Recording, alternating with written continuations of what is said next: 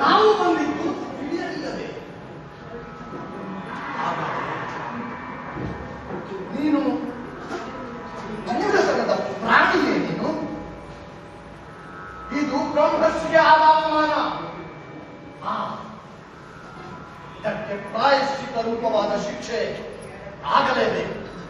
ಶಾಪವನ್ನು ಅನುಭವಿಸಲೇಬೇಕು. ಬೇಡ ಬೇಡ, ನನ್ನ ಈ ಋಷಿಶ್ರೇಷ್ಠರ ಅವಮಾನ ಮಾಡಿದ್ದಕ್ಕಾಗಿ ನೀನು ಜಡಪ್ರಾಣಿಯಾಗಿ ಜನಿಸು. ನೀನು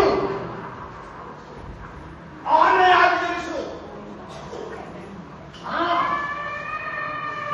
ವೇದರು, ಹಿರಿಯರು, ಗುರುಗಳು, ಜ್ಞಾನಿಗಳು ಇವರ ಚಿಂತನೆಯೇ ಇಲ್ಲದೆ ಈಗಿರುವ ನಿನಗೆ ಇದೇ ಸರಿಯಾದ ಶಿಕ್ಷೆ. ಇದೇ ಸರಿಯಾದ ಶಿಕ್ಷೆ.